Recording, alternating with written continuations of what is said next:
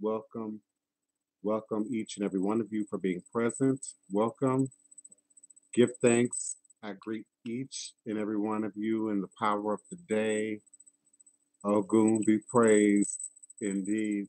Welcome each and every one of you for being here with me, the Divine Prince, House of the Divine Prince, Type Potions and Hoodoo Center here for another beneficial hour of revolutionary hoodoo, New Orleans voodoo, secrets and recipes. Understanding that all is truly and indeed a blessing if you can just see beyond the veils, for it is all just an illusion and a test of one of the greatest divine mysteries of this life cycle. This is my constant prayer, my mantra, affirmation, reverberation, reiteration, and my ever living reality. It is crucial to the very foundation of my understanding, my teaching, my walk, my works, my demonstration along this divine, all blessed life path and journey. It is how I, the Divine Prince, make sense out of all that we are challenged with here in our daily existence on Mother, Father, Earth. And it is my personal place of power and understanding, the place from where I begin, the place from where I realize and crystallize all my endeavors, understanding that I and I alone create and co-create my divine destiny, and I alone create and co-create my divine all blessed reality. And so it is. Ashe, Ashe, oh Ashe. I greet each and every one of you who have taken the time out in the middle of your day at high noon U.S. Central Standard Time to be present here in this sacred space of this squared circle of gods and goddesses here for the revolutionary Hoodoo New Orleans Voodoo Secrets and Recipes show live on YouTube Live here with you. I greet and welcome each and every one of you. Thank you so much for being present, for being consistent, for being constant in your own growth, in your own development, but for choosing to share with us in this space here today. I do want to continue our discussion about crystal and more importantly about how to utilize crystal. How does crystal even apply in terms of ATR, traditional African based religious systems and spiritual practices? We want to continue that discussion. I'm always open to your questions. Indeed, please do type them in capital letters in the chat so that I can separate your questions from the general conversation that organically will take place in the chat. So I would appreciate you putting your questions and only your comments that need to be repeated or read out loud or responded to in capital letters. I certainly do appreciate each and every one of you. I'm going at this discussion about crystal from the perspective of the beginner.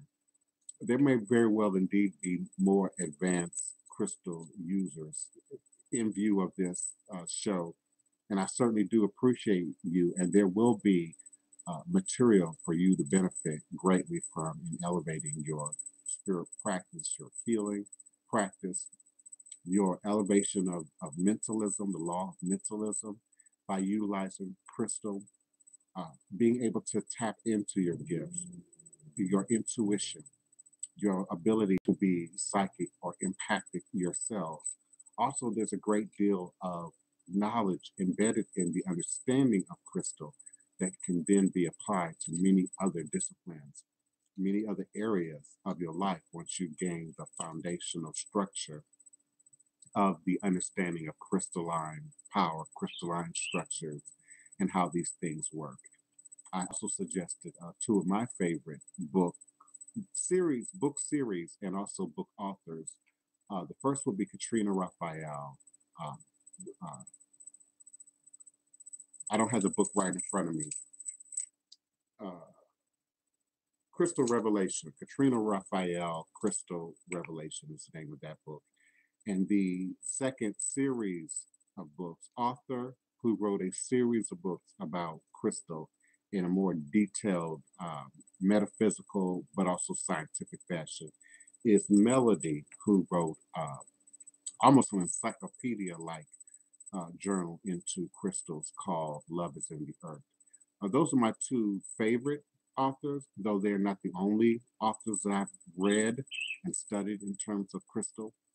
I advise people to study everything, absorb everything, study it from an earth science level, geology, geometry, uh, but then also study it from a quantum metaphysical perspective, from a spiritual perspective, understanding that the very crystalline structure, Jacob's ladder, that exists within quartz crystal, also exists within our body, also exists within the DNA structure within our body, also mimic and mirror the molecules of our oxygen and our water when we look at it from an atomic level. And so, indeed, when we are utilizing what we presume to be inanimate objects, indeed, they grow, plants grow, people grow, crystals grow as well, and are formulated in a unique environments within the earth. And based on their environment, you will get different formations of quartz. So I want to keep it as simple as I can, but also give you meat to chew on in terms of really understanding how crystals work and then how you can apply that in a result oriented fashion for yourself. Welcome each and every one of you for being present. If you can, do as Uncle Glenn has done, as GM has done, type your questions in all capital letters so that I can separate them from the conversation in the chat. Let's see. You want me to repeat the authors? I mentioned Love is in the Earth, a kaleidoscope of crystals, which is a encyclopedia-like series of books, really thick books. And that's by Melody. She's only got one name, Melody. Love is in the Earth, Kaleidoscope. And the other book, which I don't have near me, is Katrina Raphael. Um,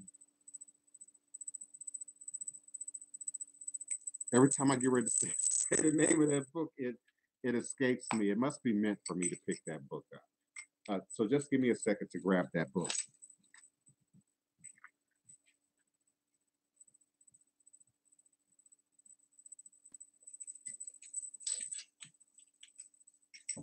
Give me just a moment here. I'm not even sure I have them in the room. But anyway, I do know for sure that the author of that series of books is Katrina Raphael. Katrina Raphael. Um, and I don't want to say the wrong name or give out the wrong information, but if you send me a communication after the show, I'll definitely get that. But you asked for the authors. And so Love is in the Earth is Melody. And Crystal Revelations is Katrina Raphael. And it's a series of books in both cases that go into really basic but detailed information about how to access and utilize what these tools are, and then how to identify them. Identification and understanding, as are the law of knowledge, critical to operating with these stones. You can put an atomic bomb in front of an untrained, unknowledged, uneducated person, and they absolutely wouldn't know what to do with it, what might be of danger with it, how they may handle it or operate with it. And so, just shopping for crystals because they're pretty or they're attractive, or you've heard they've got some kind of healing or luck based energy attached to them, is fine for a child and for an adult who is not spiritually mature in the ways of how to operate within these sciences. But at a higher level, these are highly charged, highly powerful tools for our growth. Many of you heard me tell my story earlier in the week about how I first came into knowledge of them was by studying, looking at ancient Egypt, Kemet, and the volume of stone, mineral, gems that they employed, not only in just their building design, but also in terms of sending people into the afterlife, sending people to the other side, accessing Heka, ritual magic. Uh, Even the most mundane objects, tools, were created from alabaster, which is another powerful mineral. It has a more muted, dense energy as opposed to quartz, but it indeed has its own vibratory pattern. When best understood, can be utilized for both personal healing, physical healing and well-being, but also spiritual and mental growth and well-being. Also, we talked about utilizing meditation, transcendental meditation, guided meditations, meditations where you focus on a particular sound or a particular series of words. Another meditation might be based in music. Some of you like to meditate maybe to bird sounds or to ocean sounds, or maybe even to music, African music, Middle Eastern music, Buddhist based music, New Age even music. There is a purpose and there's a place for utilizing these tools also in terms of meditation. People often ask, well, what do I do when I'm in meditation? Am I supposed to just be quiet and not think of anything when I'm in meditation? And often that's difficult to do. The pace of our lives, the pace of how we have learned to process data and information is extremely short, the time span, and extremely high, the volume of information that's coming at us, particularly here in terms of the World Wide Web and the volume of information that's out there that almost anyone can project out there, but you have to have guided, conscious awareness of what you're reading, what you're studying, what you're taking in. I don't care if it's your bread recipe, and most certainly if you're talking about doing spirit work on yourself and on other people. Our most commonly known and most organic form of quartz is in terminated form, single terminated. So you're going to first consider, am I looking at a single terminated piece? That's one crystal with 6 window panes, culminating in what we call the terminator or the apex. There's also the variety that's multi-terminated. For example, your double terminated quartz. So this brings two things, two people, places, things, forces, ideas, powers together. This is about unification, unity, bringing two things together. This is a more singular purpose for both projecting and receiving. We talked about our left hand being a receptive hand, the hand in which we draw in or bring in energy into our bodies, and ultimately to the right side of your brain. That's why we think of psychics as being right-brained. Mathematicians, clinicians, people who have a high intellect, we think of left brain, mathematical, scientific, but that is also our projective side of our brain, which emits energy from our right side of our body and our right hand. So that's receptive, left hand, projective, right hand. A stone can also be receptive and projective.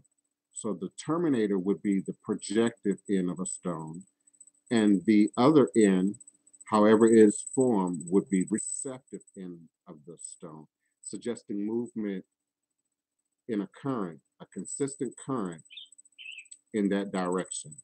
Now that will change based on how the ends of your stone are formed.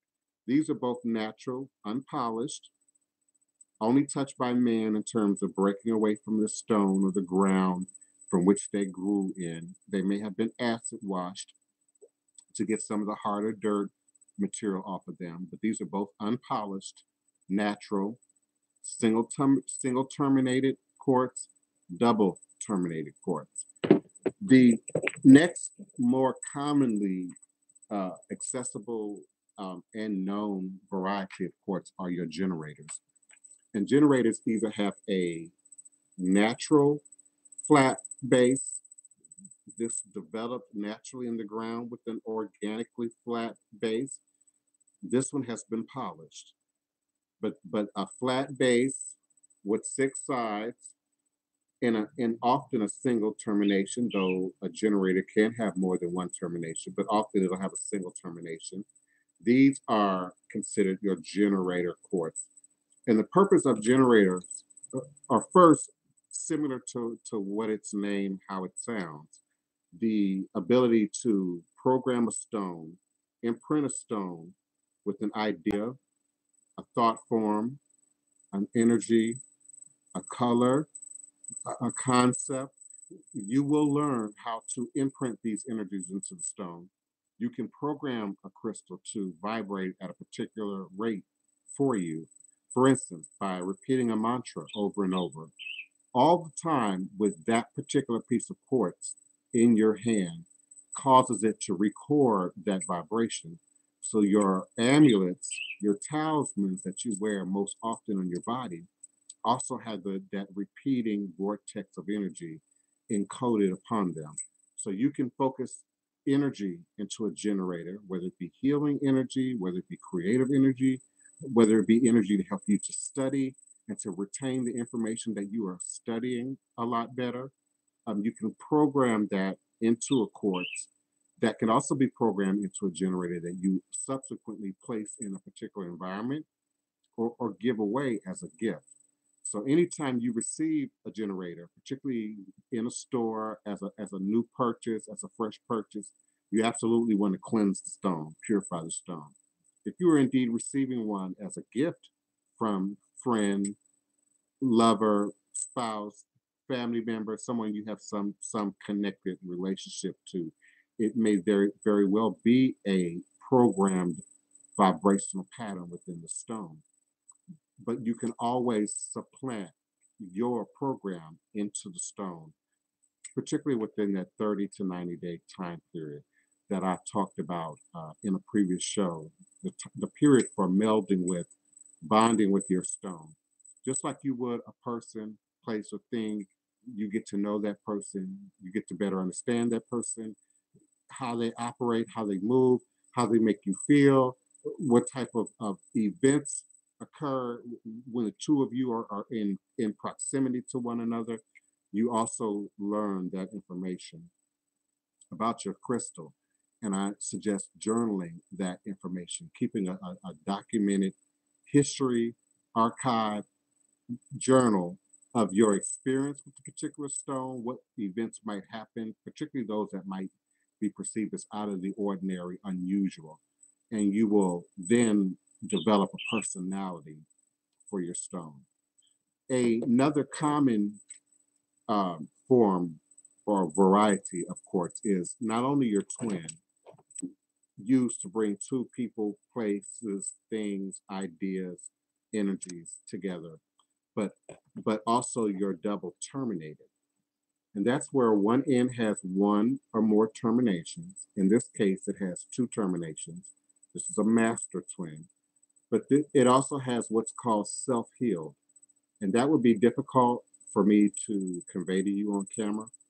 But if you were able to see this and feel this, there are hundreds of small terminations, completed perfect terminations on this end, but they're small, almost in a cluster form.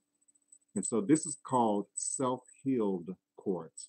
That is where the quartz, through its process of evolution, has broken off, either through an earthquake or some natural occurrence. And then that broken end continued to heal. This portion has druce, what we call druce on it. And this portion has this self-healed variety, which is almost a cluster of tiny terminations on the end that would otherwise be considered broken away from or removed from its original seed source. This crystal probably grew like this, or maybe even like this, and then at some point broke off and continued to form in a softer clay, a softer environment that allowed that broken end to continue its evolution, to continue its growth. And that's why we use self-healed crystals. Self-healed teach us how to heal self, how to love self, how to repair self, first from the inside, then without. For you mathematicians and you numerologists, and even some of you medical students out there, you understand that every cell in our body regenerates every 7 years. Every cell. So every cell in your hair, in your skin, in your bone has an opportunity to replenish, rebuild itself every 7 years. And that process becomes more difficult and slows down as we age. And particularly as we either replenish or lack replenishment. Um, as we age, that will then show up. That is why the hair follicle test, which is so popular now for testing drugs and alcohol, is so popular with people like Judge Judy and others, because they understand that your cells, your DNA, hold a record of our what we eat, what we drink, how much rest we get, to some degree, the environment that we exist in. And so your quartz crystal is going to record the same thing. But first, from an earth geological perspective, I'm not a geologist, I'm not a scientist, but a geologist and a scientist could test this in many ways, including chemically, and determine where it was grown, what environment it exists in, what earth changes may have created this cleft here that eventually self-healed itself. And so, like we discussed vitamins in a previous show, which we internalize, we don't tell it where to go. We don't tell vitamins what to do, but it knows where to go and it knows what to do. We utilize our quartz tools outwardly towards the inside, energetically to mimic and mirror the same activity. One of the laws of magic that we discussed in a previous show is the law of similarity, the law of polarities. The law of attraction is built on many of these principles. And so we see patterns of growth within our quartz tools that mirror and mimic the types of growth and the needs for growth that we would find in humanity. So when multitasking, for instance, we're dealing with a group, a teacher, for instance, operating in a classroom full of students with various needs, various skill sets, various personalities, clusters are going to be very beneficial. Clusters are going to be very useful. It allows you to focus in a very personal way the best you can in that environment on each individual participant, but to then also reach everyone at their level, at their need set. And then we'd get into other types of quartz, like rose quartz, like amethyst, for instance, which is a popular cluster form. Citron is a popular cluster form. But we're going to talk more about colored stones in a later show. If you do have questions, please do type them in all capital letters in the chat, and that will help me to better see them. Yes, absolutely. CC, you want to put crystals, minerals, stones on your altars, within your altars, in your personal space, in your business space, in your private space. The more aware you become of just the range of variety of minerals that exist in the earth beneath our feet, the better you become aware of the range of utilization for these tools.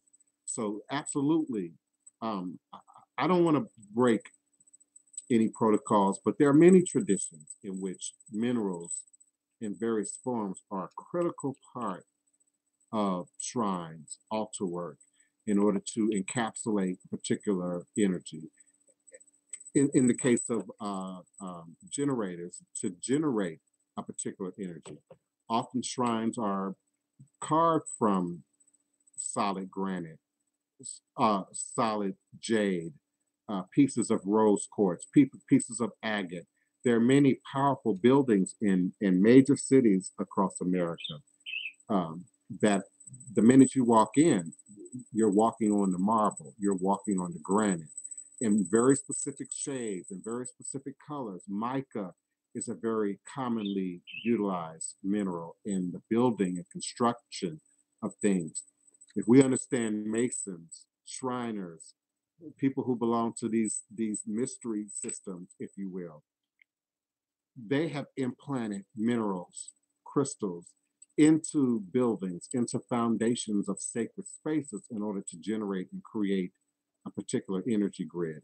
It has been said that Paris, Washington, D.C. are based on mystery system science, math, geometry, mineral work in terms of what the Capitol is actually built from, what the White House is actually built from. And so there's a common knowledge of the power of stones that exists throughout antiquity in the world. But accessing the information has been difficult because, like many spiritual pursuits, it's not taught, it's not readily shared at the general level of population. It's not taught in the public school. We're going to learn the basics of a thing. We're going to learn just the introduction into a thing. But absolutely, you want to incorporate them and make them a part of every aspect of your work and your being. That is one of the things that is indeed unique and specific to House of the Divine Prince, Black Hawk Voodoo, is our amalgamation, might be a safe word, of tradition, but also indigenous practice. We know that indigenous cultures utilize crystal, mineral, and stone for dream work, for spirit work of various type and endeavors. Yes, crystals, mineral stones, Cassandra Smith, are indeed utilized traditionally in ATRs. It would be difficult for me to share to a great deal here how and why and where without violating some of the protocols of some of these traditions. I do think it's safe for me to say, even if you understand the nature and the usage of otanes in Lukomi, for instance, Santeria, for instance, Ifa to some degree, they're not just picking up stones randomly. They're really not. There's a deeper awareness, a deeper level of knowledge there, Cassandra Smith, that indeed is tradition in ATR, to include voodoo. Um, Wonders, I believe, is that S wonders or five wonders? It might be five wonders. Forgive me for messing over your name. Um, Yoni eggs is a sensitive but an important topic. The whole idea of yoni eggs is new, it's modern. It's a result of an amalgamation, a syncretizing of new age ideas, paganistic ideas, ideals and ideology that are targeted to, geared toward, focused specifically to women. That's not always a good thing. If the beer and the cigarettes is branded with an Indian on it or an African on it, and it's being sold directly to the African or to the Indian, we see that as a problem. So sometimes when something is just for women, just for men, we have to understand what is it exactly that is being sold to us, why, and why is it being compartmentalized. The whole idea of binary genders that are very rigid, don't have a whole lot of room for flexibility, is a Western one. So this notion of putting anything in one of the most sacred places on your body, I have a problem with that. I have many sisters, as some of you know. I'm a little bit of a feminist. Some of you might accuse me of being. I would be very careful with that. Some stones don't mix well with water. We don't use them in tinctures, for an example. Some stones don't mix well together because they can create a toxic result of some sort. So I would be hard pressed to support that, to be quite honest. Um, I don't want to wax medicinal or medical, but I don't think the medical industry would also support that.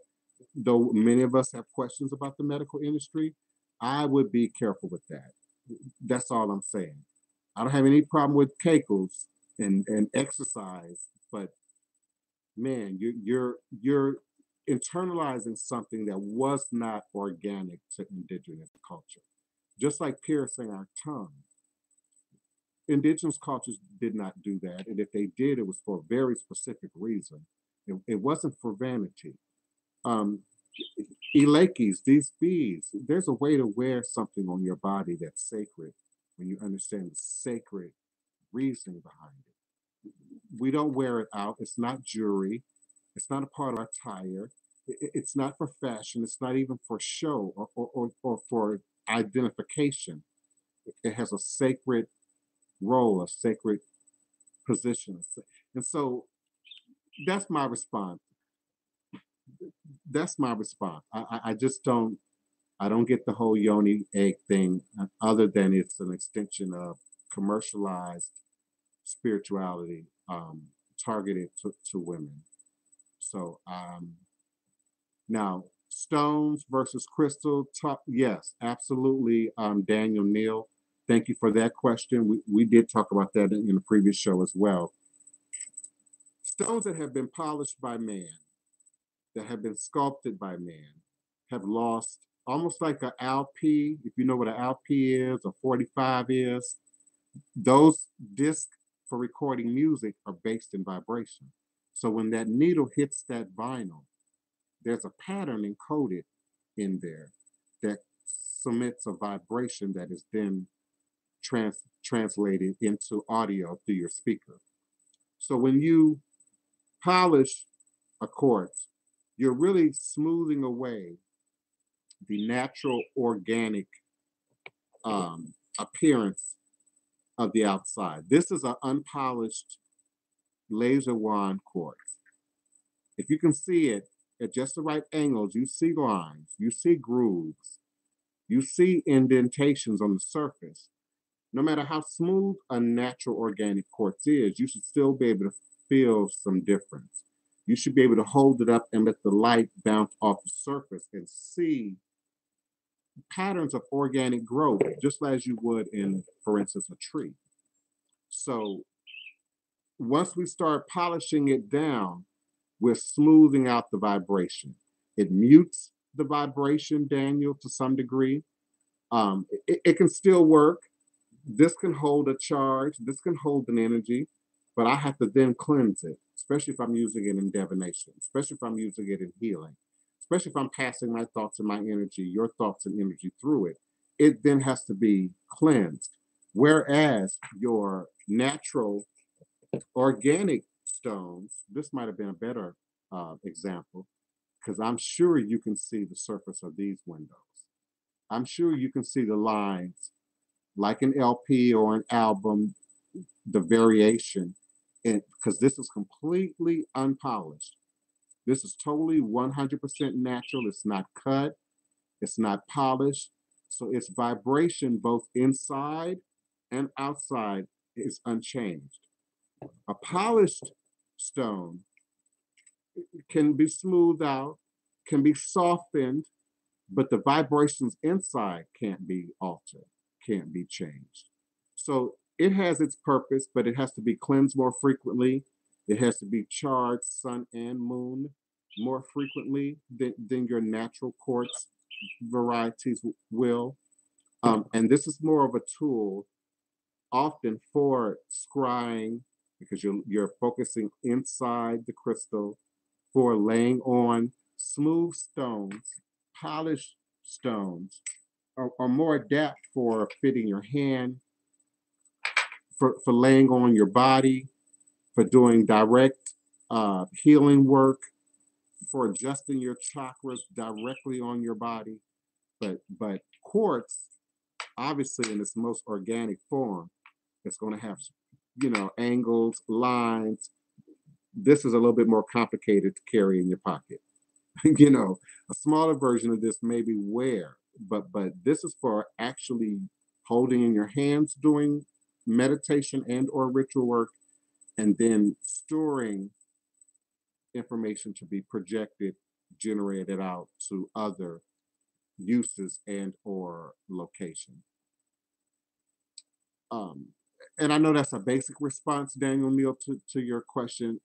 If you want more specifics, I'm certainly available to give you that. Just type them in capitals.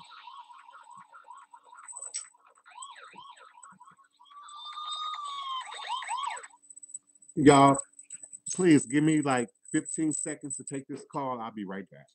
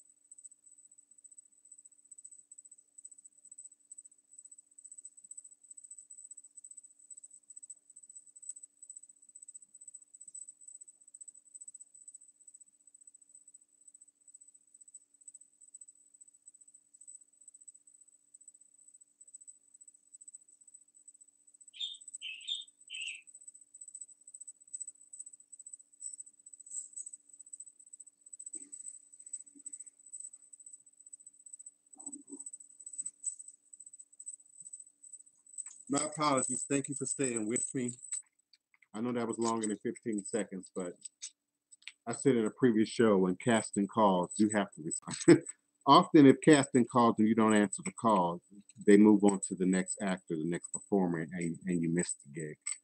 And so I make my living, I pay my bills from acting and performance, not from voodoo. My donations for Voodoo go into the work, go into the house, go into the temple space, go into the products that we need to operate as a Voodoo temple. I live off my acting. So please forgive me for the interruption. I appreciate those of you who actually stayed with me. I certainly appreciate that. I would hope that it says something about the value of my information that you would sit through 30 seconds, 30 seconds of silence without me being present. I'm humbled by that. So I want to continue forward with your questions. I know there were quite a few present in the chat. We talked about natural stones, polished. I'll continue to talk about that even more, Daniel Neal, as we move forward. If I need to clarify, type that in for me. Adventures of the Truck Driving Diva. Yes, I'm familiar with Sedona, Arizona, energy charging, vortex, portals, etc., etc., etc. I think that Sedona is a great place. I believe there's a town or community of spirit practitioners that have sort of set up there. Uh, but again, in similar fashion, there's a certain commercialization that has taken place. So people are expected to go there, shop, spend money there. And that's not to lessen the power of Sedona. But what about the Grand Canyon? What about the Pacific Coast? What about the Gulf of Mexico? I mean, there are indeed powerful vortexes all throughout America. If we look at ancient pyramid structures in North America, some of you do know there are pyramid structures in North America. One of them is near uh, Southern Illinois University in Edwardsville, Illinois, where I once attended university. Not far between the university and St. Louis, East St. Louis, there's a ancient pyramid mound there. There's an ancient pyramidal structure. So indeed, natural crystal, polished crystal is going to have a deeper uh, uh, um, focus on what's going on inside the stone. Unpolished natural quartz is going to contain a record. Some even refer to as a record keeper that'll be present on the outside. But Sedona is not um, unique to crystals. Now, there are places, Arkansas, for instance, Herkimer County, New York, that are specifically geologically geared for crystals. So we know that there are power centers outside of Sedona, beloved Arizona. Arizona is a place to mine, but Arkansas might be more accessible place to go and mine stones and crystals. So I think what we consider spiritual vortex, our understanding of spiritual places and locations, um, are important to our knowledge. Many find cemeteries of New Orleans to be spiritual vortexes. Many find St. Louis Cemetery #1 and the tomb of Marie Laveau to be a spiritual vortex. Congo Square is indeed a spiritual vortex where our ancestors would have been able to make contact with powers beyond the white man's control, powers beyond the slave master's control. So I acknowledge Sedona, but it is one of many places in America with charged vortexes. Downtown Chicago, the Chicago River, and the lakefront. Powerful spiritual energies travel there for both cleansing, replenishment, personal rebuilding. So there are other places. Sedona is just one. The crystal ball has been in movies and cartoons and fairy tales forever, but the truth behind it has not been translated in pop culture. People don't often understand why it's even there, how it's being utilized. Sometimes, even in the movies, it's not a real quartz crystal ball, which is what I'm holding up. Often, what you see in the movies is lead crystal or even glass for that matter. Real quartz is going to have inclusions, galaxies, rainbows, windows, spirals, terminated quartz, rutilated quartz, agate embedded in quartz. So even the clearest quartz, the clearest piece of quartz I have near me right now, here, is still going to have inclusions that can be seen either with the naked eye or at the lab, the scientific microscopic level that are going to be present. And that's how you tell the difference between really authentic quartz crystal and other commonly found forms like lead. Is the title Crystal Enlightenment? Yes. Crystal Enlightenment by Katrina Raphael. Thank you so much, Kay Amina, for being my right hand in the chat. Also for helping me to research things that I can't readily pull up when I'm trying to talk and do the show at the same time. Katrina Raphael, Crystal Enlightenment is one of the very first crystal books that I read that I resonated with. It's written and spoken in a language that you will understand. It's not elementary, but it's basic. It's not overly complicated.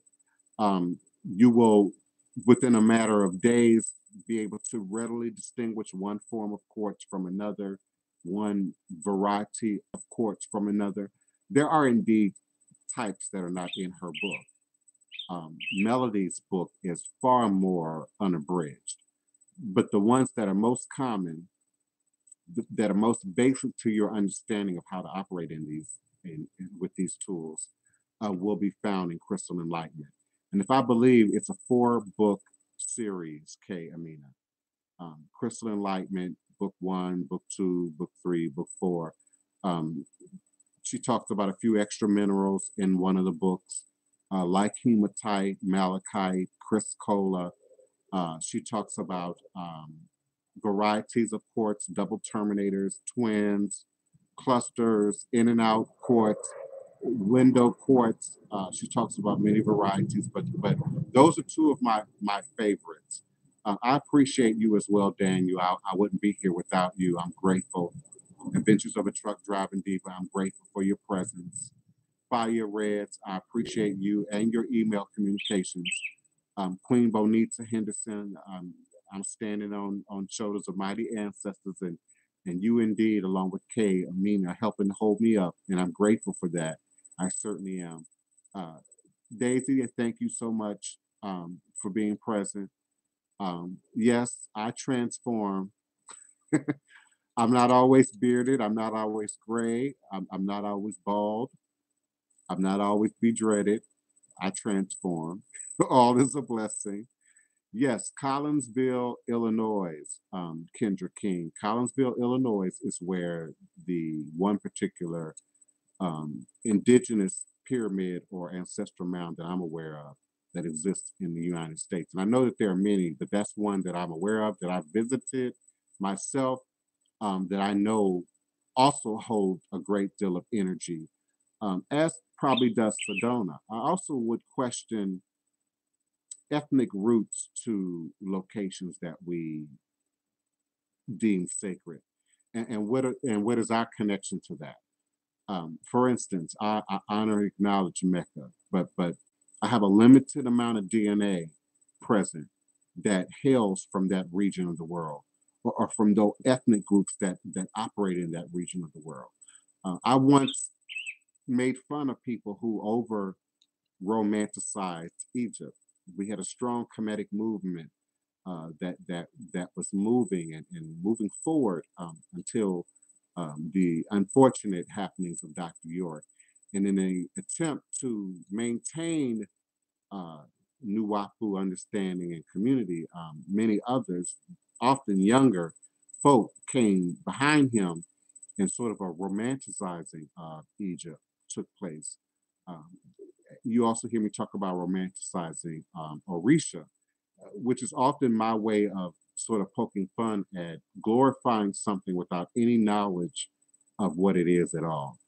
I've since had to alter my position just a little bit, because I too now, with the new DNA science, have a certain amount of Nile Valley blood.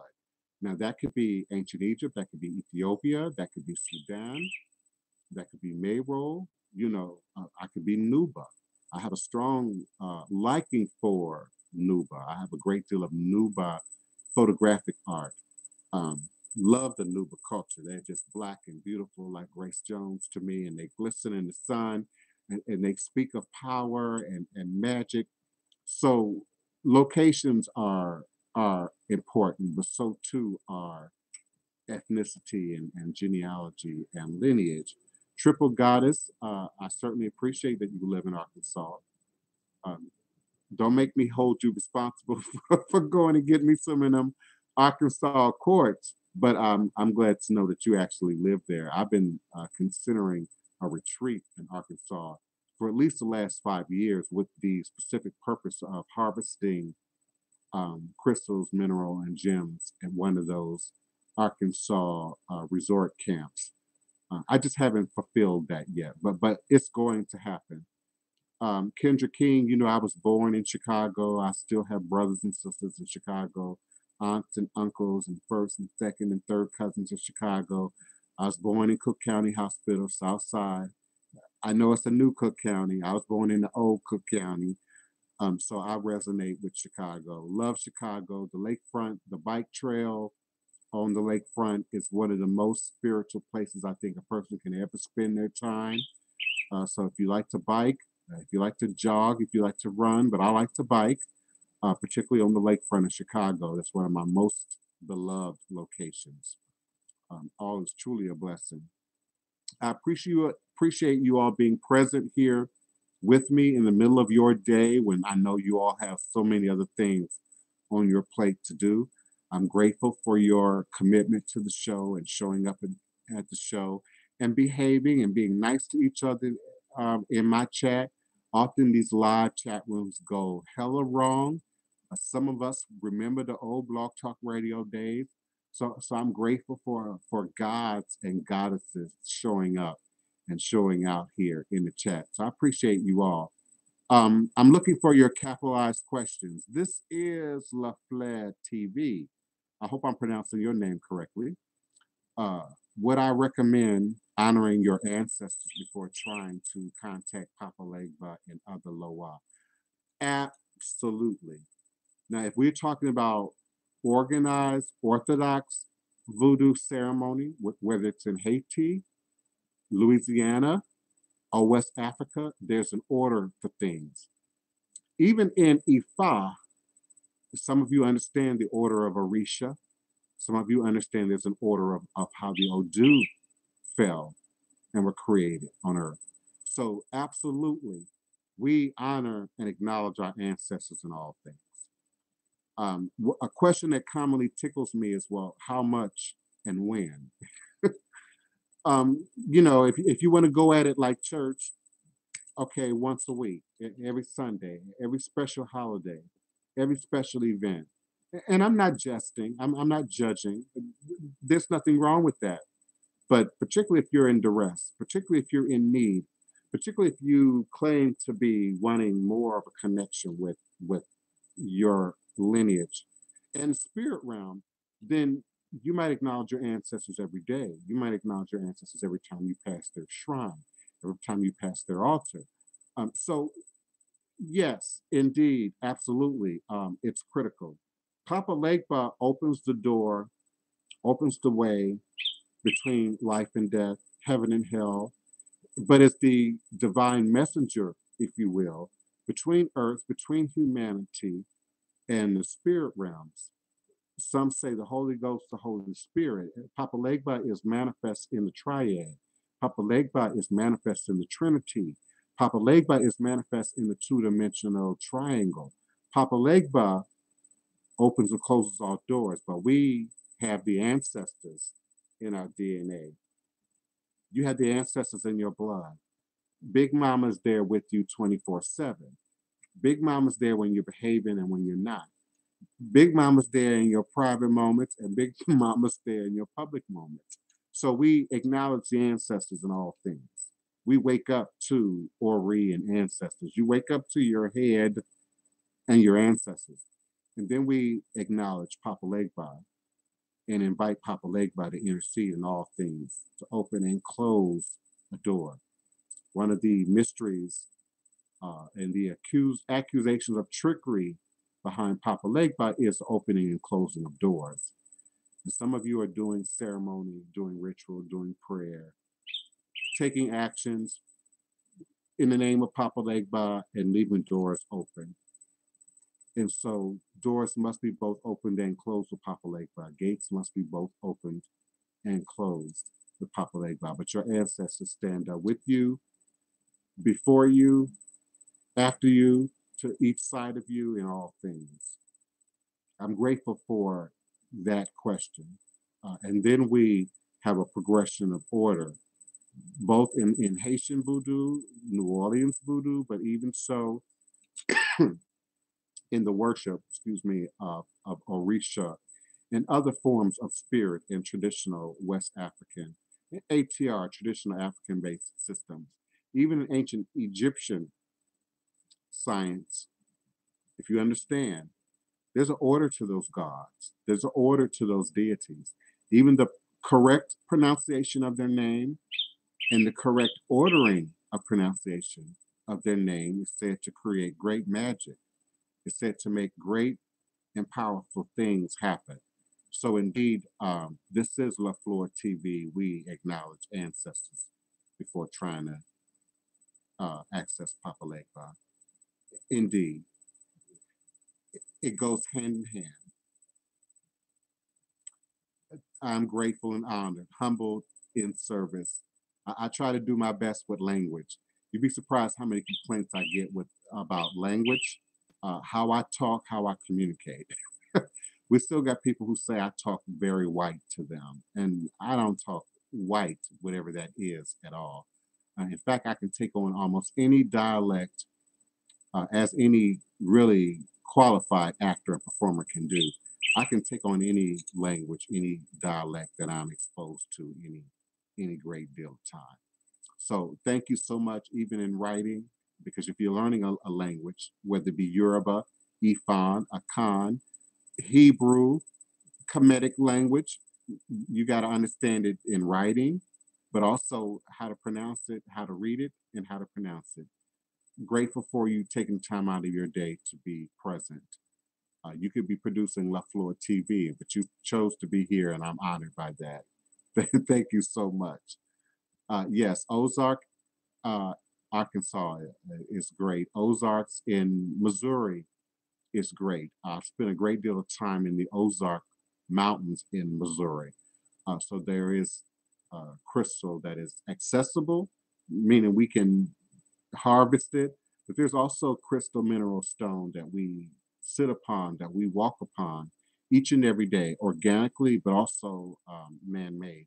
Someone yesterday asked about the stones you buy versus the stones in your yard.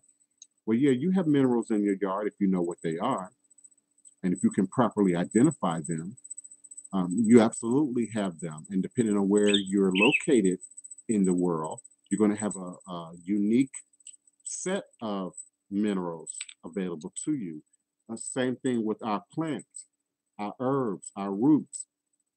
You're going to have a unique vegetation available to you based on where you are.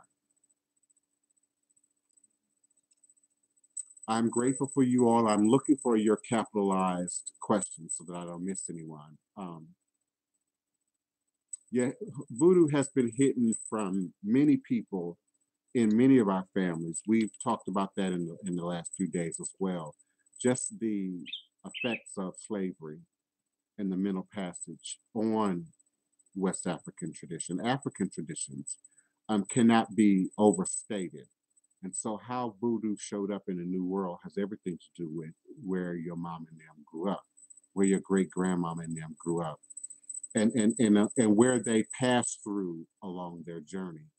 They did indeed pick up other traditions. They did syncretize and amalgamate other levels of awareness, sometimes by force, the forcing of us into Catholicism, for instance, the forcing of us into Christianity, for instance, did show up as an amalgamation in our traditions, in root work, in conjure, in hoodoo, but it does not negate the seed and it does not negate the root.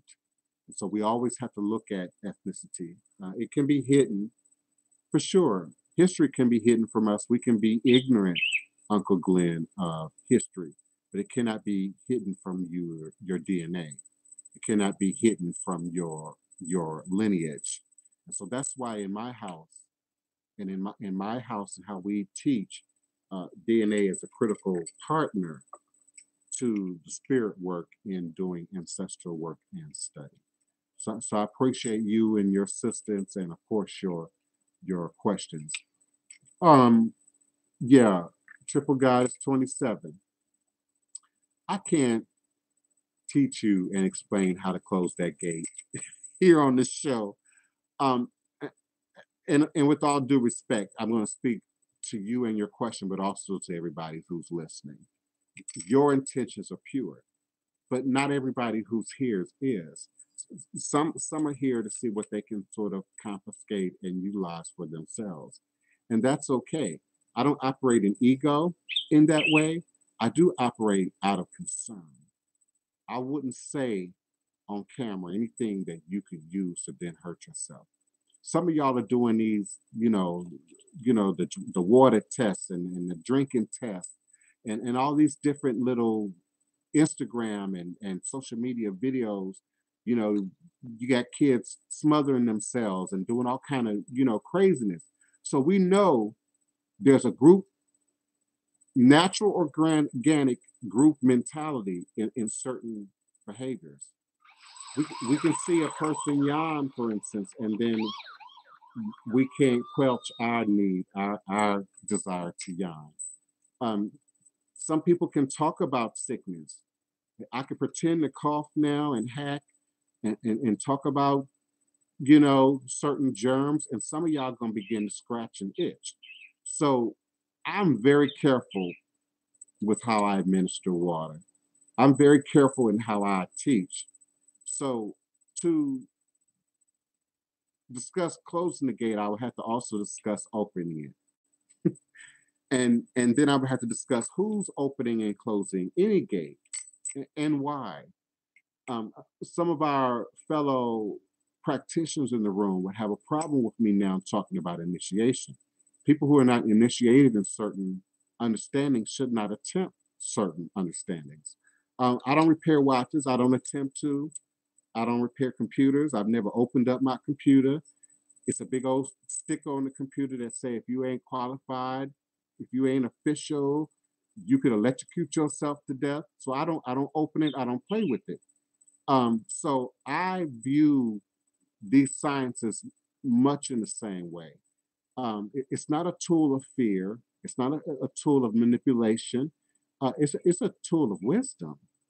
No more than I would throw, a cup of water into an electric socket. I know what's happening there. I don't have to be electrocuted to know that there's a possibility of that, and that has to be considered in how we do certain things. I have a bug catcher in the house. Here in the deep south, we got bugs, you know. So to capture those flying things, I got this bug catcher, and periodically those ultraviolet lights go out in them. And so you can't just unplug that and take that apart. You will electrocute yourself. You got to allow that thing to depower down.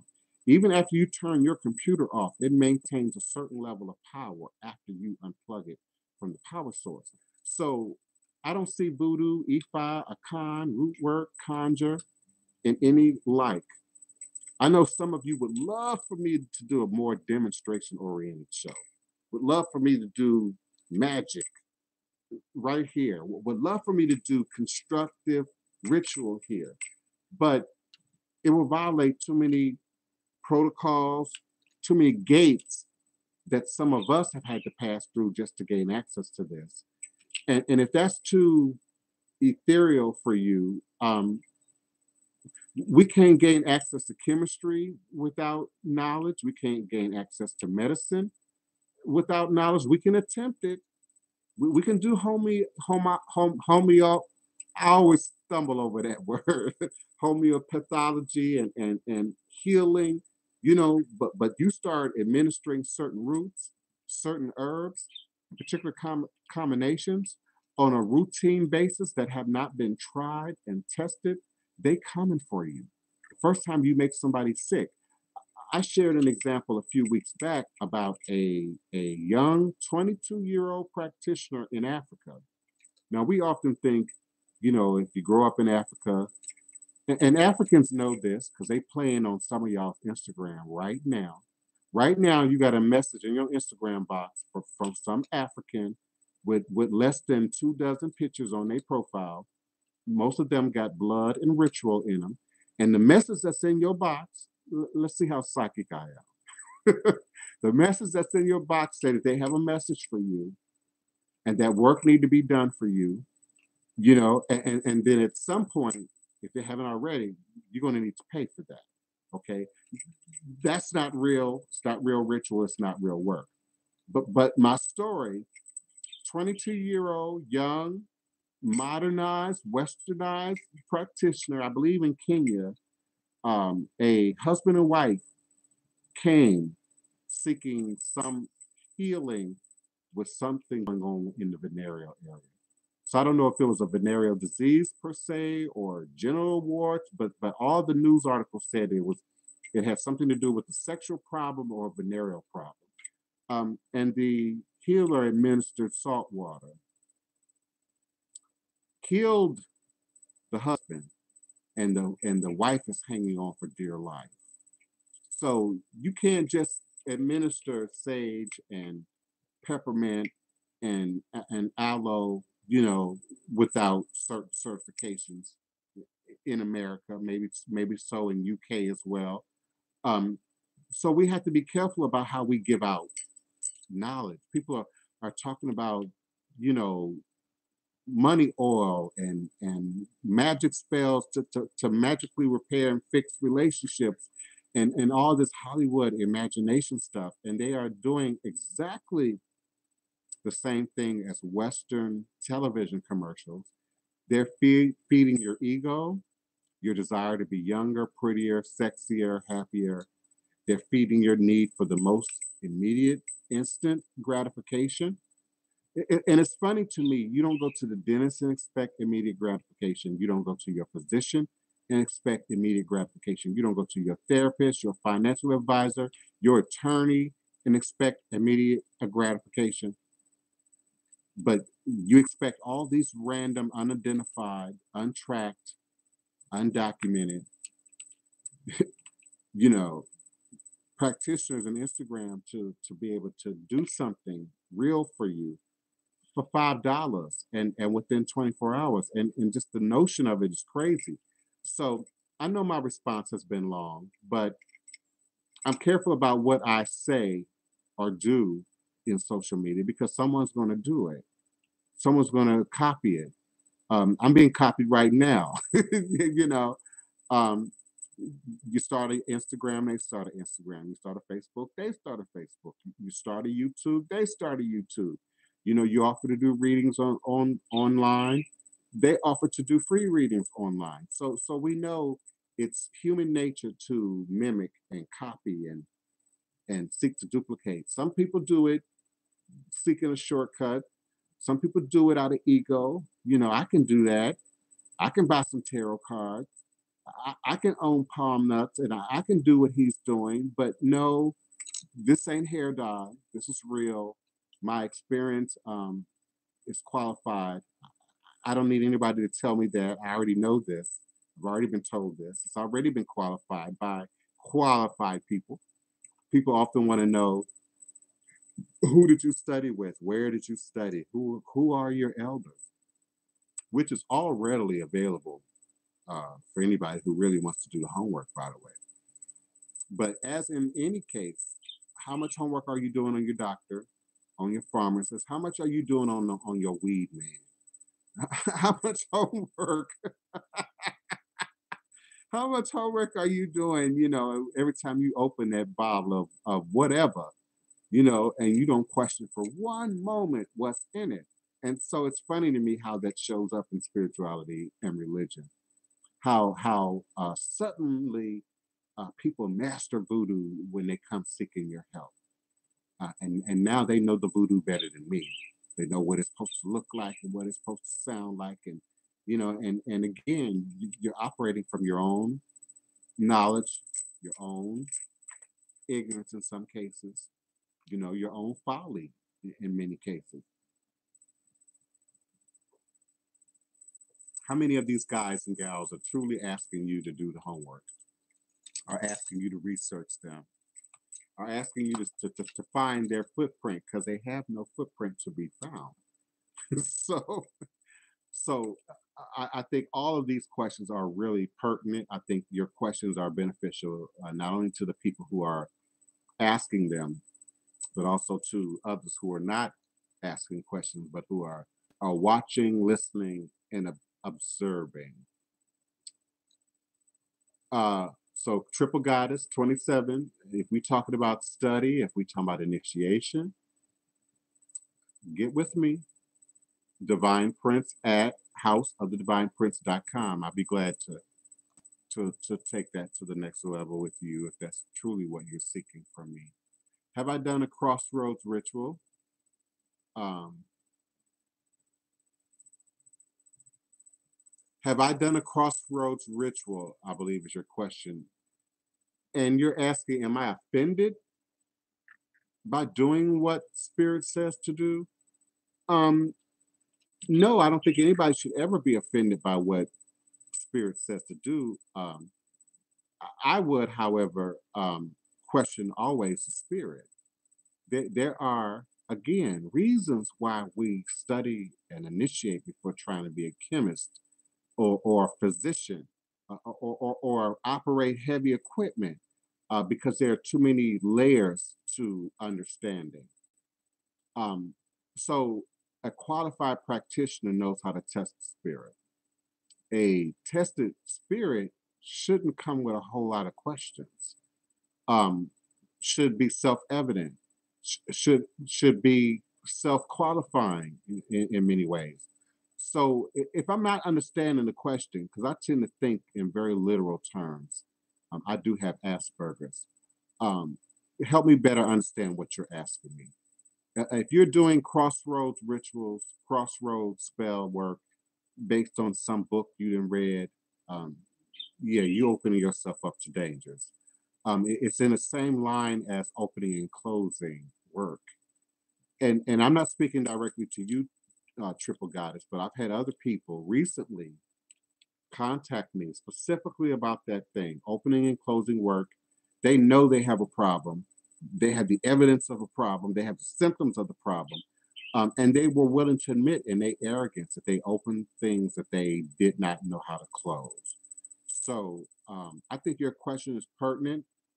Um, I am raising alarm bells just a little bit because if these are really personal questions, you really might want to talk to me. I'm not sure exactly what it is you're doing, but we might need to look at that in a more personal space and not here in the group. Um,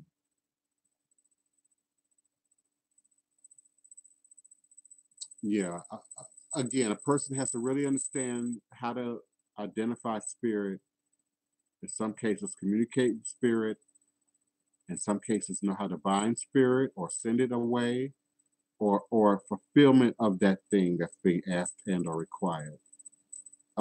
Spirits that are positive, that are light, uh, are benevolent, are often not going to be very sexy, and aren't going to require things that put you in danger.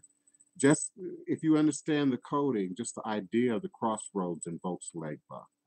Just the idea and the notion of Eshu invokes trickery for some people, divine mysteries. And often those divine mysteries are directly attached to ego. Legba can't trick you just to trick you and make you fall. Legba can mirror back your own ego, your own sense of, man, I'm 50 something years old. I've been doing this all my life. I know exactly what I'm doing. I'm setting myself up to be tricked by Legba in that very moment. So the elder must be as a small child. The small child must be willing to humble itself to the eldership. That's that six-pointed star. As it is above, so shall it be below. And I said, Eshu, Papa Legba exists in the triangle. He exists in the middle of those 3 points. So there's always going to be your opinion, your interpretation of the experience versus what spirit might truly be trying to say and what truly might be evident.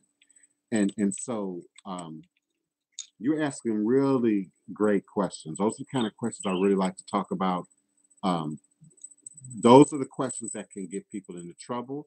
Those are also the questions that can break strongholds in people's lives and truly elevate people to another level in their spirit growth and practice, but also in their ritual and shrine work. And I honor and acknowledge your opinion. Absolutely. Humbly, I allow you to stand in your truth, sit in your truth, speak your truth. Absolutely. George Ramirez. Yeah, George.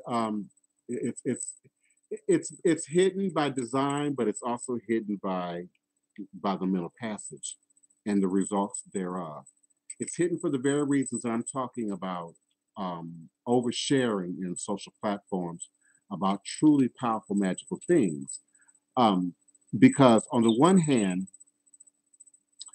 it's hidden out of fear. Your family feared something about the voodoo, had a reputation of something about the voodoo. Maybe, as in the case of my family, somebody ended up blind in your family as a result of the voodoo. And so it was either hidden, bastardized, or not talked about. So when we look at slavery, they absolutely did not want to empower a slave, particularly after what they witnessed in the Haitian Revolution. So they felt the fear of African consciousness led to revolution in the minds of a slaveholder. So, yes, it's absolutely hidden on that level. But then when we compare it to sciences like masonry, Shriners, secret orders, mystery schools. Now we're talking about things being hidden, one, to protect and maintain its sacredness, but also to keep people from harming themselves with it. There's certain mechanisms that you can Google nowadays. I'm sure you can learn how to make a bomb online. You can reproduce a 3D printer gun now online. But does that mean that everybody should have access to that information? Does that mean everybody should have access to that knowledge? Does that mean that everyone is responsible? We often like to think ourselves responsible, again, from our own personal experience of ourselves. But your mama might have a different experience of you. Your dad might have a different experience of you. Your coworkers, your peers might have a very different experience of you. It doesn't negate either reality because we coexist in multiple realities, in multiple dimensional spaces at once. But the hiding is either for protection, for defense, um, or to maintain and guard the sacredness of a thing so that it does not become common, as we say, carnal, as we say, overdone, overused. The next thing you know, we mix in voodoo, into really crazy scenarios that don't fit the indigenous environment in which many of these traditions originated from. So I hope I was able to respond adequately to your question. Thank you so much, Honey Queen, Bonita, Fauna, Lavo. I welcome you, greet you, thank you, greetings and salutations for being present. Must you initiate in Haiti? If you initiate in Haitian voodoo, I would suggest Haiti. There may very well be some qualified Haitian voodoo practitioners here in the U.S. that could initiate someone specifically into Haitian voodoo. I will say that there aren't many without specifically suggesting anyone particular in the pro or the con of the subject matter. I don't know of very many practitioners of Haitian voodoo who are actually initiating or teaching. I know of the ownership of shops. I know of the holding of ceremonies and rituals, but I don't know of very many who are initiating. So S wonders.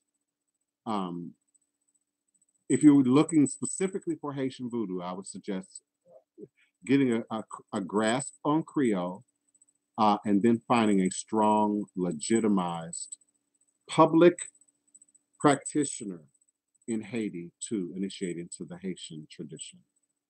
Again, that's not going to be easy. Entryway into any of these paths is not easy, literally or figuratively. Uh, but that's where I would go if I was looking for real initiation into Haitian voodoo practice. Yeah, it would not be an authentic Haitian voodoo representation if you don't travel. If you have a Haitian practitioner here in the States who's seeking to initiate you into Haitian voodoo, it can be done here in the States. I will tell you, will be many people. It would not be just that one practitioner, it will be a handful or more people. Um, just in the organizing of the food and the setting up for each deity that has to be represented in a Haitian voodoo initiation, that could be done in the States, but then getting that number of qualified persons into one space outside of what we think of as performance is quite difficult to do. If you're talking about other paths of voodoo, then no, travel to Haiti wouldn't be necessary. Dominican voodoo, you might want to travel to Dominica. Sanse, you might want to travel to Puerto Rico. Um, so distinguish. You wouldn't travel to Haiti to learn West African voodoo. You wouldn't travel to Haiti to learn the ways of Togo and Benin. So if you're looking for a specific Haitian voodoo, then yeah, I would strongly suggest building that relationship, which would not be easy to do, but it would be strongly suggested. Is there another question for me? Type it in capital letters. Only type your comments in capital letters that are relevant to the group in its entirety and that you would seek a response to. Um, I want to respond to under the inspiration of one of my coming godchildren. Um, just the perpetration of some of these traditions. Um, Often people ask, how do I initiate? What are the protocols? What are the rules? How do I find out how things are really done? Um, and again, I would hope you won't choose a university, for instance, for yourself or for your child, a college without doing some study. You want to know where they stay in, what they eating, what the curriculum is. Now you might not be able to study word for word, line for line, every book, every document, every resume in terms of who's going to be participating in your child's or your own personal education at a university or school. But you're absolutely going to want to know some crucial details. And a great deal of those details are going to be written down, are going to be documented. Some of my transferring audience from Blog Talk Radio to YouTube have heard me say, you cannot operate in these traditions in isolation. You just can't. And so even when we think of Haiti, um, and the impoverished nature in which many Haitians exist in. You're going to have paid drummers, you're going to have paid dancers, you're going to have paid performers. You might have paid practitioners who are also going to get involved and be a part of your ceremony, your initiation, legitimate or otherwise. So that level of information economically, but also literally has to be considered when looking at your initiation. Um, so consider that also when you're looking to Haiti. I've got some appointments lined up, some things I'm going to have to do. So please, if you will, um, write your questions and your comments that I need to address in capital letters so that I could address them before I move forward. If you're interested in initiation into New Orleans Voodoo, uh, I'm the king and leader of New Orleans Voodoo. So I'm anticipating an email from you at DivinePrince at houseofthedivineprince.com. Um, I can't speak for other practitioners of authentic New Orleans Voodoo, for indeed there aren't many. And the motivation behind practitioners, whether it's in New Orleans, whether it's in Haiti, whether it's in West Africa, as many of you are now witnessing, showing up in your Instagram DMs, all of that is based on income. All of that is based on money. All that is based on what might even be coined as religious tourism. You're talking about some of the poorest regions of the world where there aren't very many opportunities, particularly the opportunities that might be available to someone living in the UK or living in the US, for instance, or living in what is coined the Western world. Um, so you got to consider that when looking into your practice, your initiation. Authentic New Orleans voodoo is not tourism voodoo. It's not French Quarter voodoo. It's not performance voodoo. And so there will be a great deal of work. I'm considered a tough teacher. You'll not only be learning more than one language, you'll be learning about plants and about animals and about minerals and about these processes, but you'll also be learning about yourself, about lineage, about genealogy, and how all these things come together. My history speaks for itself. My track record speaks for itself. So I can only speak for the king and leader of New Orleans Voodoo. I can't speak for other practitioners in terms of the experience um, that you're going to have. But those are some of the things that you would look for in an initiation, not with me, but with anybody who considers themselves to be legitimate, who presents themselves to you as legitimate.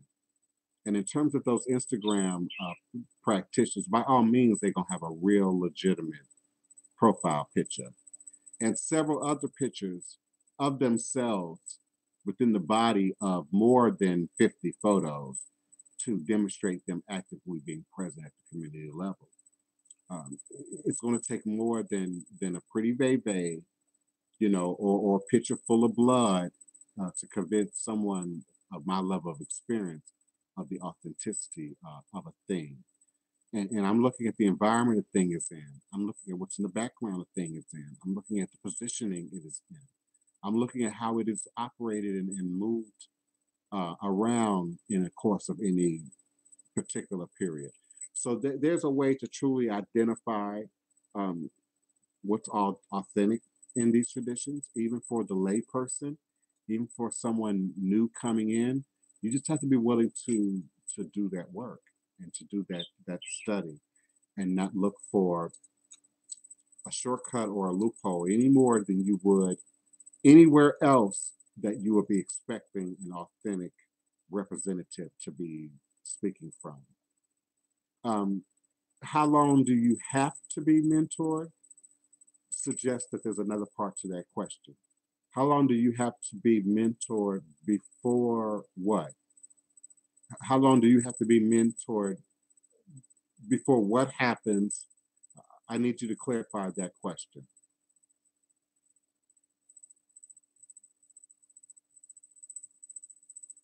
Now, being taught or told that something is what you're meant to do, that goes back to what we talked about earlier in the week. People will say, things come to them in dreams. People will say that they have an affinity to a thing. Um, you don't operate legitimately in these traditions just based on your affinity or your feeling or your draw to for something. It has to be validated in divination. And that's why the initiatory ritual divination is higher than my complete divination because it's a completely different system that must then be applied to validate a call to a path and or tradition, particularly if you're talking about operating in that tradition as a practitioner, as a healer, in intersecting in other people's lives, in other people's finances, in other people's energy, and how other people feel about themselves. All of those things have to be considered. So I would need that question clarified. How long do you need to be mentored to do what?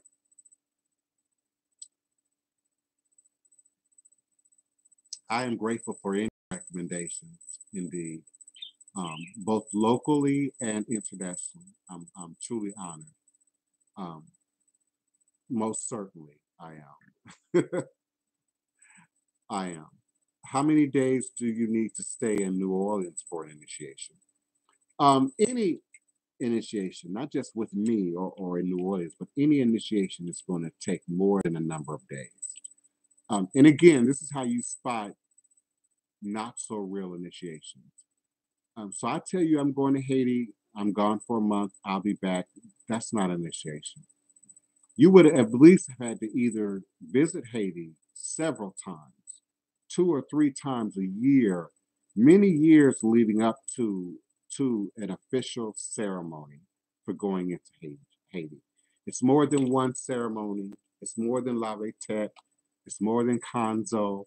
There are a series of processes, just like getting graduating from school, university, tech school, driving course. It's going to be absolutely more than one day or a series of hours. Now, in the case of initiating with me, you're going to study at least a year. Is there a way to shorten that?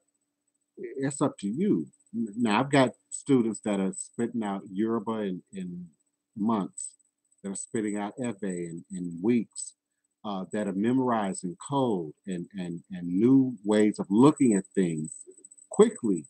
And then I have others that are still struggling. I'm still struggling through the basics, grammatical usage of greetings and salutations and the order that they come in, particularly in the case of my house where you're often learning more than one language at once. So you're going to study at least a year.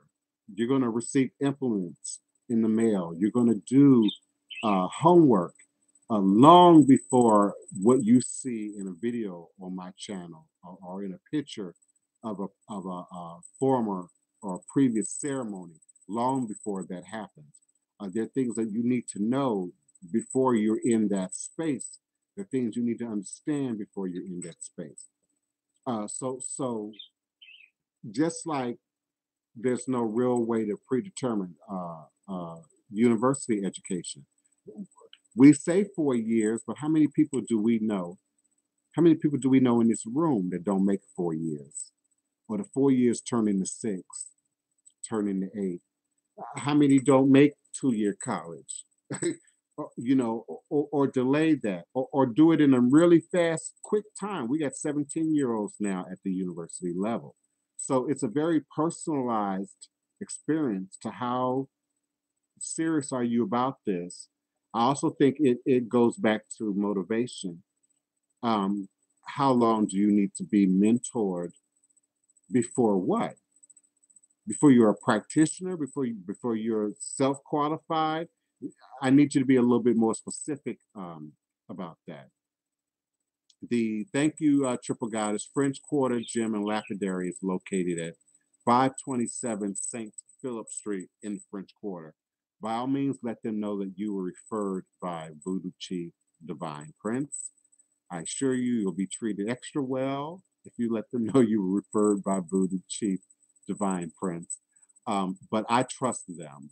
I trust them both in terms of walking into their establishment, but I also trust them in terms of you being able to shop with them virtually and know you're getting what you pay for, knowing that it's going to show up in the mail safe and in a timely manner.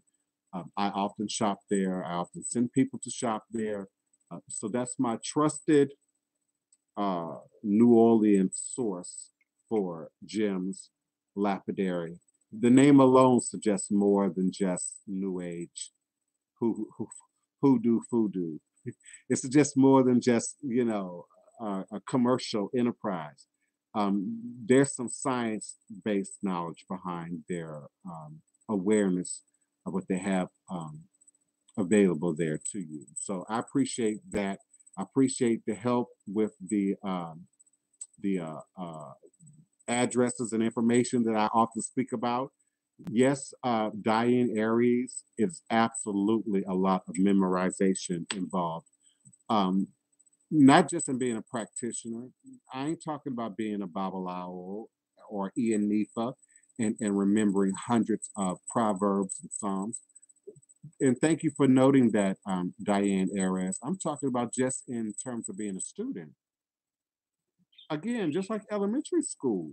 Imagine what you knew in kindergarten, what you knew in first grade versus what you knew in the sixth grade. When I was coming up, you graduated elementary school in the sixth grade. Then you went to junior high school in the seventh, eighth, and ninth grade. And then you went to senior high school in the 10th, 11th, and 12th grade.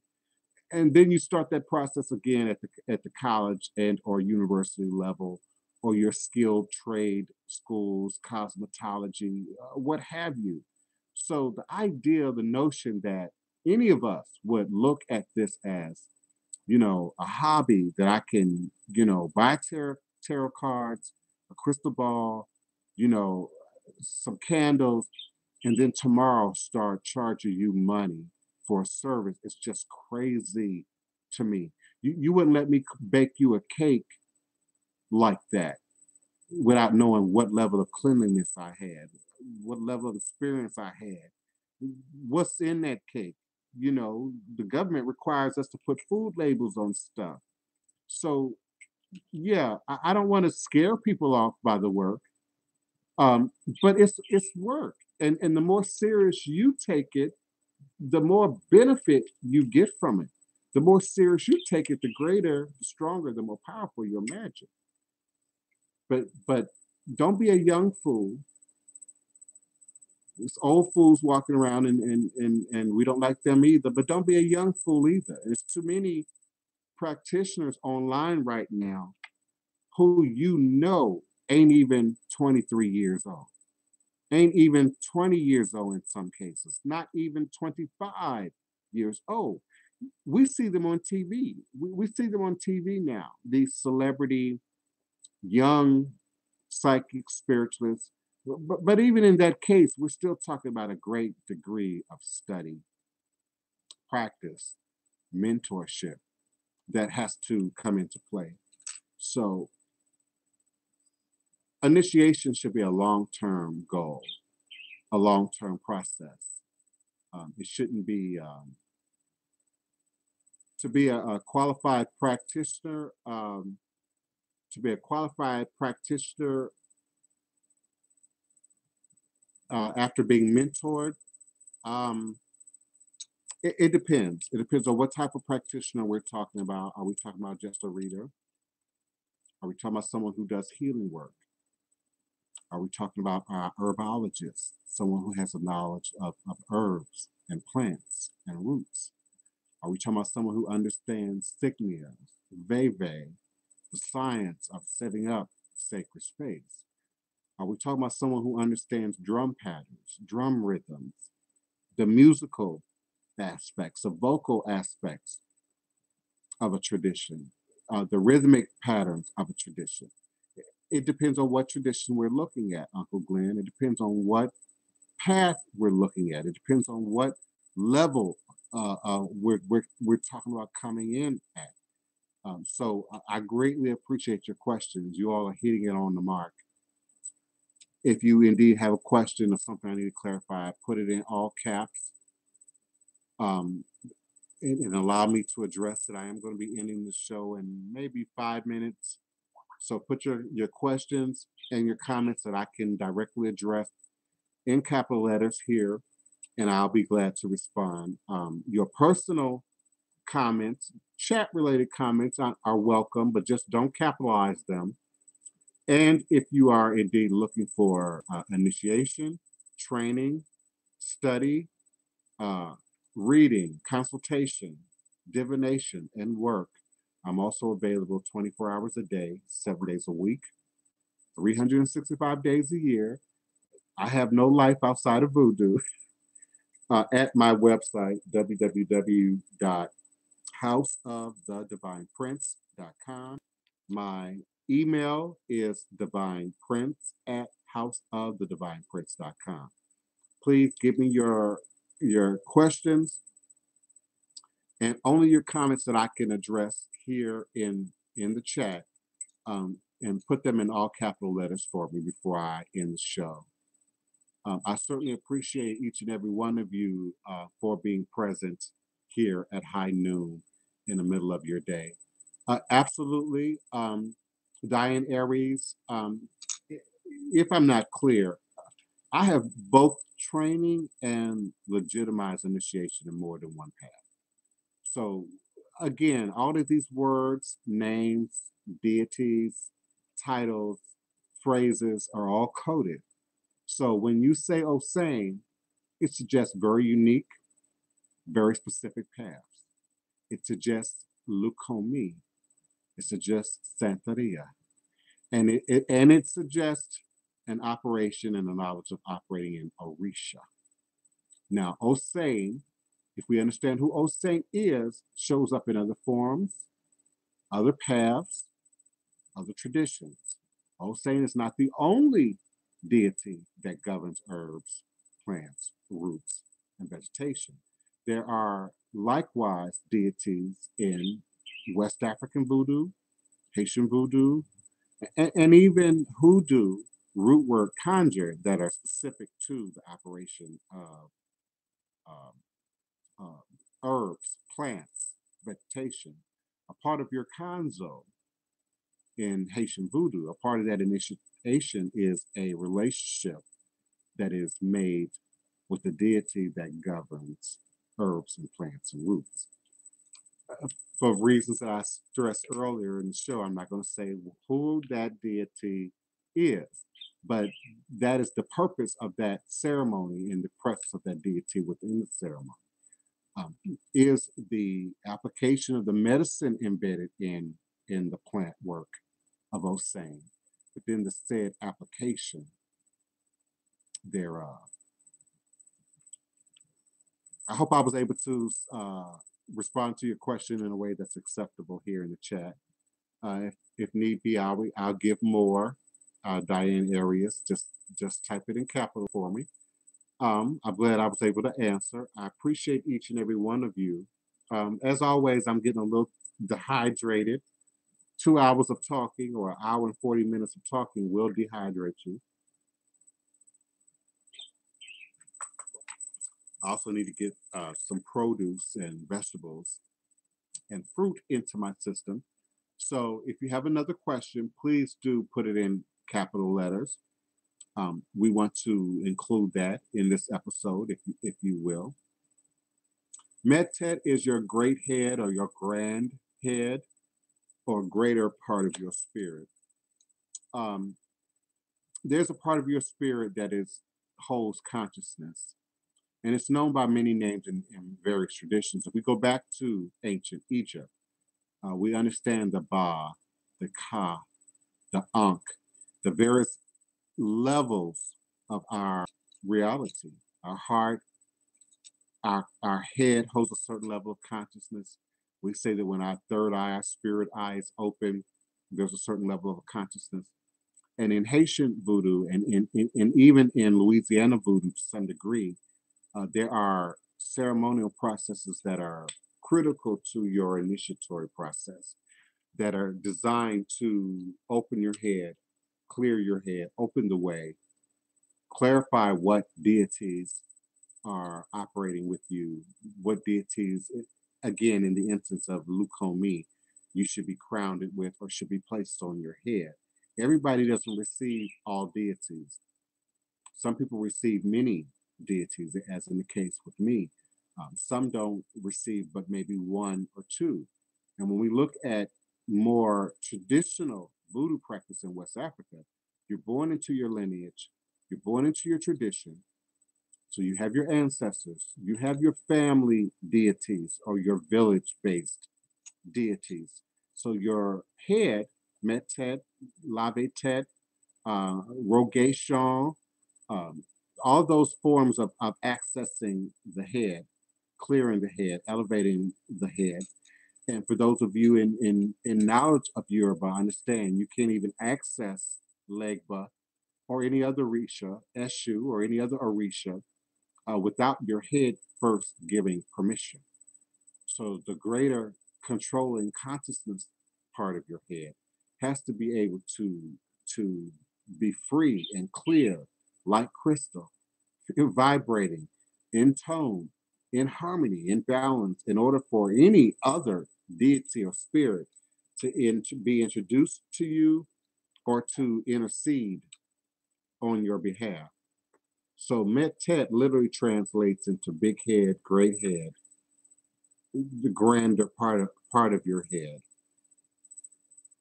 In the research of voodoo, I always say you can't research voodoo without researching slavery. And some of you have a visceral response to that, have an inner block to that. Some of you have an inner block to getting your DNA done based on slavery. Oh, we use science, and conspiracy theories and cloning and other concerns as an excuse. But some of you are really operating out of a visceral response to post-traumatic slave disorder, black and white. Some of you don't want to know how much white you are. Some of you don't really want to know how much black you are. Some of you don't really want to know what other ethnicities are involved in the process. And so in understanding voodoo, you got to go back to slavery. It wouldn't be no voodoo in a new world without slavery. Wouldn't be no voodoo in a new world without the Middle Passage. Wouldn't be no voodoo in a new world without that. So you have to look at that. I don't care who you are, what your ethnicity is, what your race is. If you claim to understand voodoo, you've got to understand slavery. You've got to understand the dynamics of colonization, the work of missionaries, how that showed up in West Africa, how that showed up in us ending up in the belly of ships, ending up in the New World. Then you have to understand how and where we were dropped off. And at the most basic level, many of you already understand that South America Central America was said to be a breaking ground. Brazil was said to be a breaking ground. So if you didn't escape by then, if you didn't run away once you got there, and then you were forced to learn Portuguese, Spanish, French, English, and of course learn to count now in these new languages. So indeed, we're talking about a breaking ground. Everyone didn't come straight to the U.S. In fact, it was not legal, but for a length of time to bring slaves straight to the U.S. They had to be stolen. They had to be smuggled. Some of our tales of Underground Railroad and escapes is steeped in this belief that we're talking about enslaved people who ran away and then were sought after, recaptured, and then brought back into slavery again. But indeed, there were free people of color who were brought into slavery. There were people up north who had never been enslaved who were then brought into slavery. Some of you Moors want to tell a story that indeed some of the Native Americans were brought into slavery. And you believe that's how that amalgamation at the blood level began. That may or may not be true. I'm stressing the point of understanding where to begin your study and your search of the history of voodoo. You want to look at slave ship records. What slave ships went from what location to where? Yeah, I'm talking about a lot of work. I'm talking about a lot of work. You want to look at where they began, where they ended up, and what was the cargo. Slaves were considered cargo. Bodies were considered cargo. You also have to look at the history of West Africa. West Africans don't know a lot about African American history. African Americans don't know a lot about West African history. Very few of us really understand the effects of slavery on West Africa. If you did, we would make some of the comments that we make about them not liking us, we not liking them, African Americans and Africans somehow being intrinsically different, which is ridiculous and ludicrous, especially in today's environment where you have the enslaved African who's now been westernized in the U.S. and the new West African who has now been colonized and enslaved through the UK and France and Spain in a very different but similar sort of fashion. So they drive in Mercedes, we drive in Mercedes, they drive in BMWs, Americans are driving BMWs.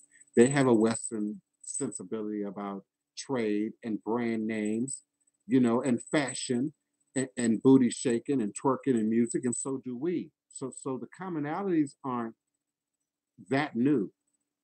But the environment in which we evolve has everything to do with enslavement, colonization. So if you want to understand the history, and you did say the history of Adventures of a Truck Driver, of Voodoo first, then you want to go there. You want to understand ethnicity. So you can't Google voodoo and get a full picture. You can't. You're now going to have to also Google ethnic groups. Fan, Akan, Ewe, Ga, Igbo, Yoruba, because in a modern context, all traditional African-based spirituality is voodoo in a modern context. But if you want to get into what it is, if you want to understand what Ifa is, then you have to understand who Yoruba are. If you want to understand what Akan is and how those deities and those powers work, you also have to understand Ghana, the history of Ghana, the politics of Ghana, all the artificial boundaries and geographical mappings that have been redone and redone and redone in West Africa, even before enslavement. So you got to, that's the stuff that I've studied.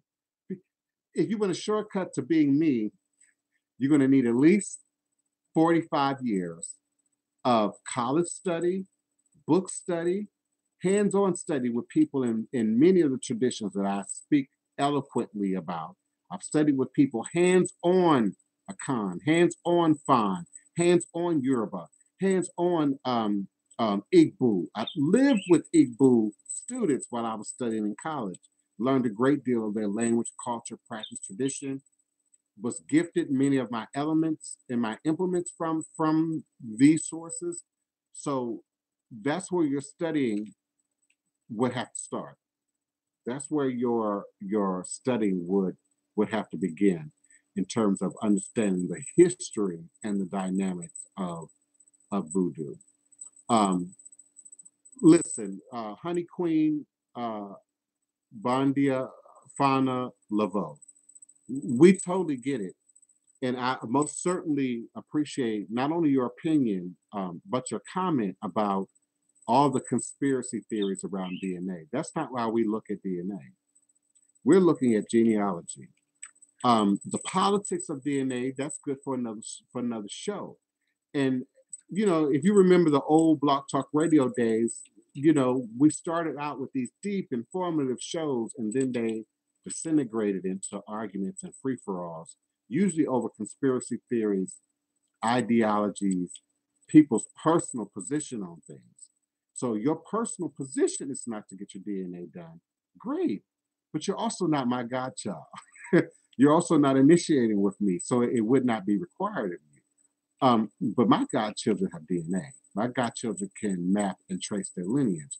And let's be clear, even before DNA, you asked a Cuban, a legitimized Cuban in Santeria Lacomi, who and what they lineage is, they're gonna be able to recite it off to you.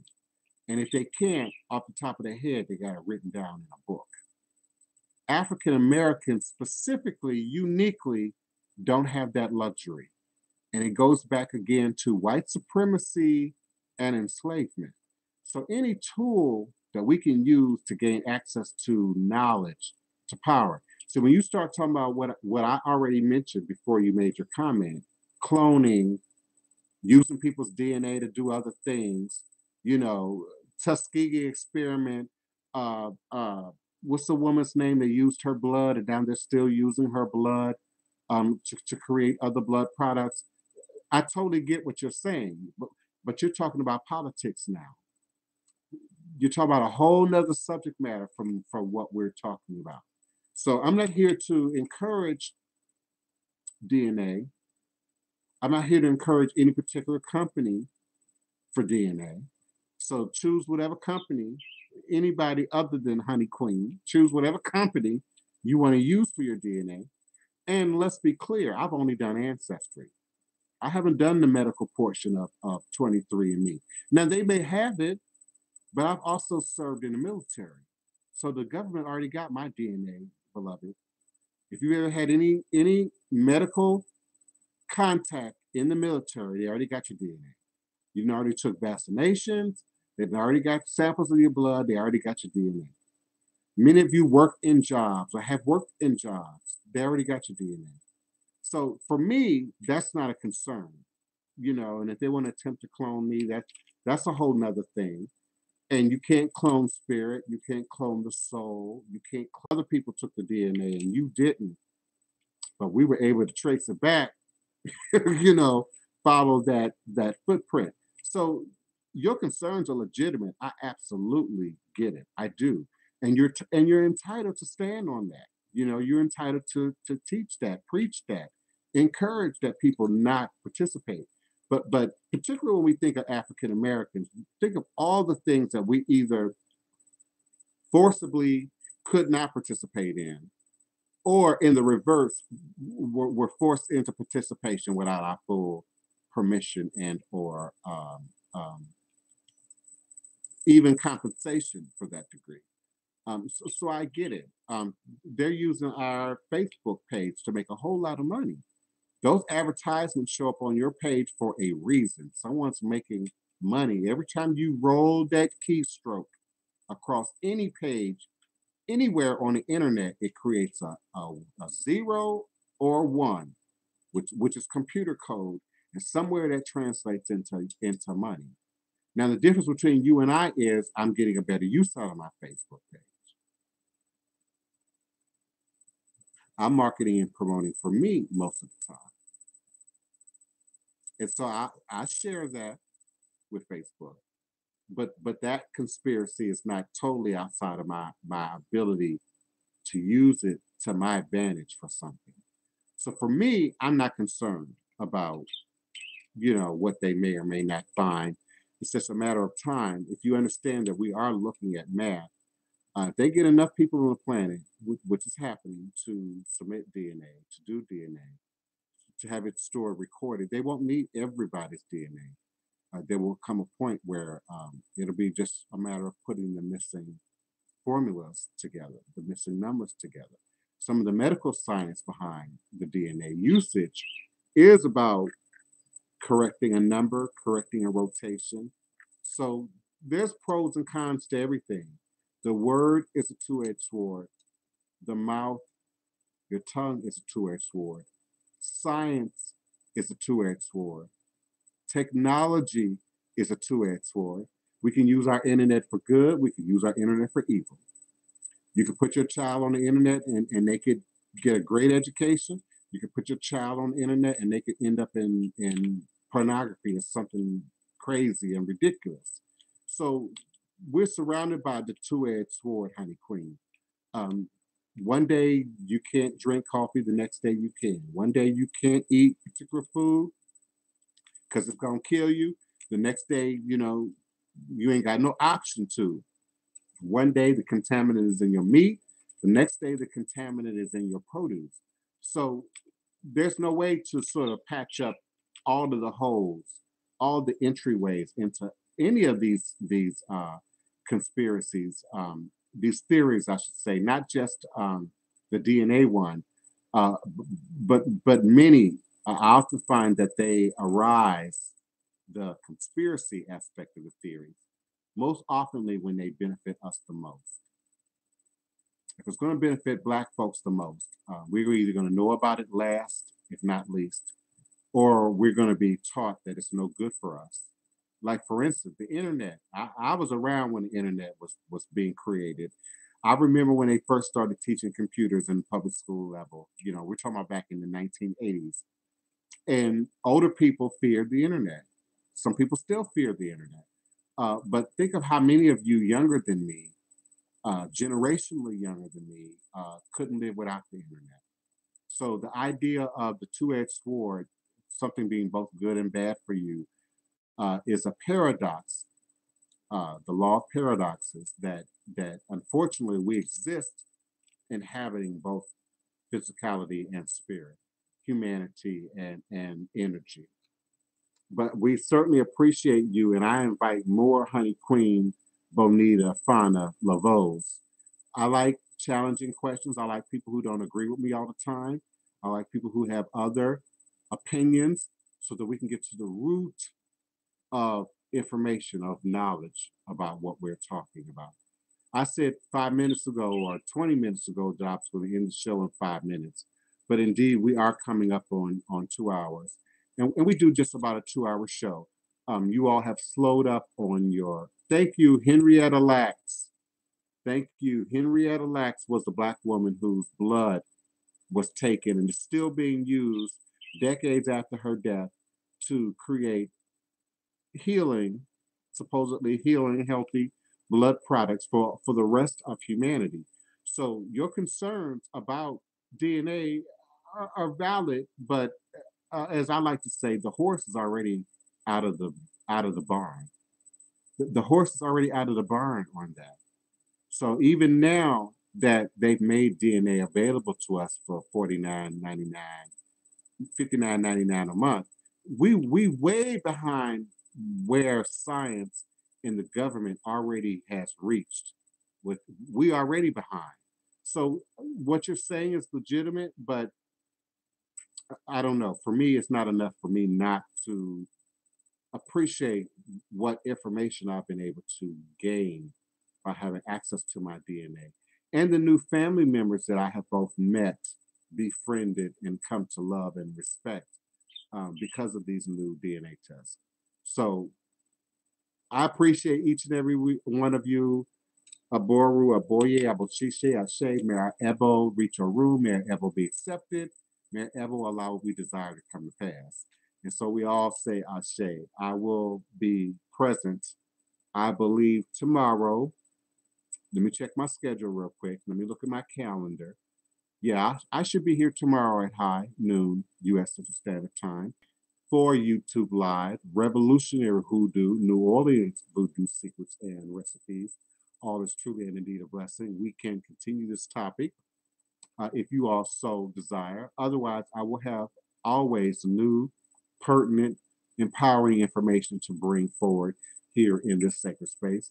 I will continue our journey of crystals, minerals, gemstones on tomorrow's show. Indeed, if that's the direction spirit is moving us, and we'll talk about some more specialized members of the quartz family, how they work, how we utilize them, and how you too can apply them to your voodoo, to your magic, to your healing endeavors, to your holistic endeavors, to your endeavors of personal healing and empowerment.